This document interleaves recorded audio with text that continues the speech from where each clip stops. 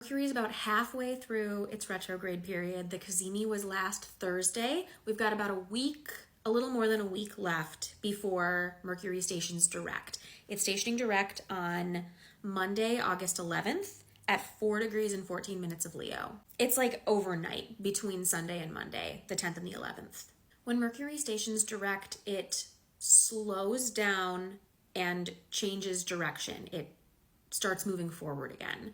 But that period of time where it's just slowing down and changing direction often corresponds to a feeling of mental confusion or slowing down, and then that change, that like redirection of, okay, this is what I'm supposed to be doing. This is how I'm supposed to be looking at this situation. It can feel like a return, like we're back on track, but the station itself might still feel confusing or crunchy. We've already reevaluated how we want to approach a situation or how we want to think about something.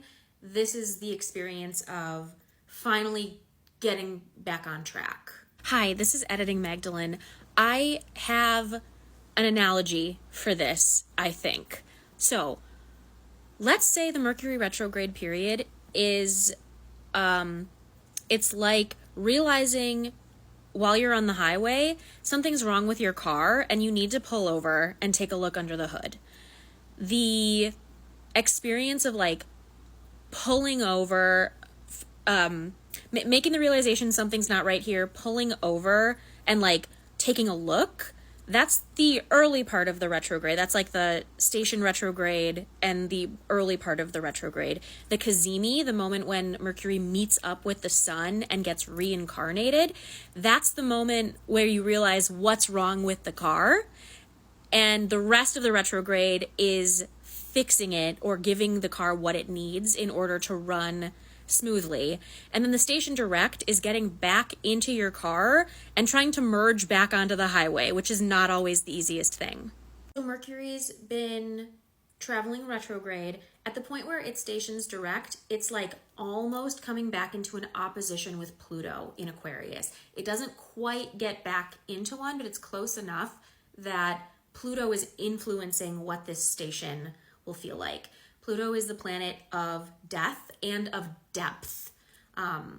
Pluto is very subterranean. And so whatever understanding we're coming away with after this 3-week-long period, there is a new depth of understanding of what we're dealing with, for better or worse. Mercury is also stationing in positive aspects with Mars and Uranus, who are part of a larger configuration around this same period of time that I will discuss in a different video. I'm bringing it up because Mercury's station serves to highlight the relationship between Uranus and Mars right now, especially Uranus, because Uranus is in the sign of Gemini right now. Mercury rules the sign of Gemini. So Uranus is heavily informed by what Mercury is up to. So Mercury changing direction and starting to move forward again with a new understanding deeply impacts our experience of Uranus, the planet of innovation and rebellion. It's a very like unconventional energy in Gemini's sign. In Mercury's sign, Gemini. Gemini is about communication, intellectual connection and discourse. The astrology for like the first half of August is very potent. Mercury's station is just part of that. But I do expect people to be feeling this period of time. There will be storylines playing out. There will be something to talk about here. So in preparation for Mercury's station, it's probably a good idea to start asking yourself, what have I learned in the last 3 weeks?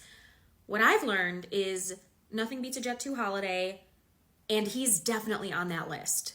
I remember when I was making the video about Mercury's station retrograde, so that would have been like mid-August.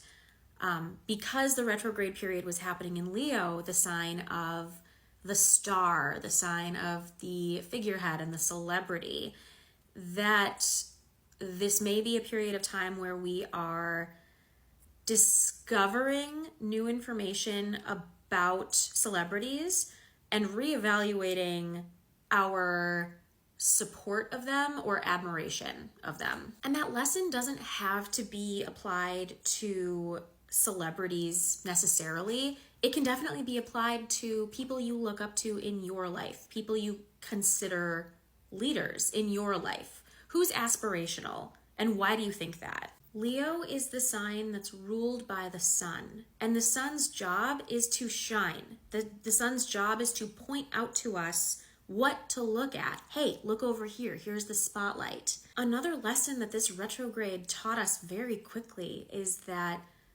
someone is watching.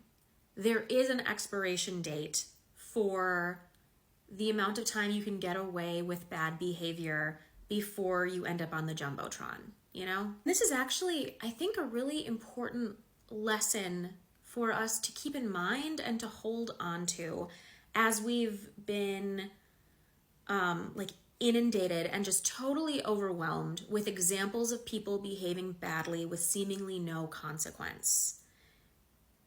Eventually, the tide does turn. Public opinion does change, and there is no reality in which all of the wrongs that have been clearly documented don't come back to bite these people. I truly believe that. It's clearly not happening on my timeline or probably yours, but it is happening. I've already mentioned Mercury is coming back into a relationship with Pluto and Mars and Uranus. It's also going to be in a relationship with Saturn and Neptune.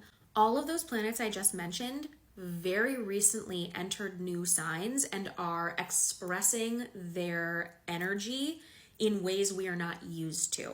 The retrograde happening where and when it did, and this station happening where and when it is really significant because it tells me we are coming away from this experience with a better understanding of how to navigate this new environment that we are finding ourselves in. All of these outer planets, these slow-moving planets being in new signs has completely changed the landscape. And we're still getting a sense of what that looks like and how that feels and how to navigate it. I actually think the last 3 weeks, this retrograde period has done a lot of good in restoring our understanding or our belief that the people we're up against are not infallible.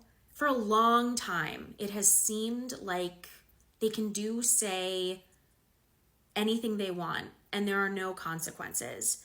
But it just takes getting caught on that Jumbotron one time, right? I think we're finally there. We're getting there. I hope this video was helpful and interesting. Where in your life are you navigating a new landscape or reality? Let me know in the comments. If you liked this video, make sure you leave me a like, share it if I said something that you think would resonate for someone else. Make sure that you're following me and you click the bell to get notified of when I go live if you're interested in chatting with me live. If you'd like to book with me personally, click the mushroom and visit the site listed to schedule a session with me. I think that's everything. Thank you for watching. Thank you for being here. Good job today. Good luck out there.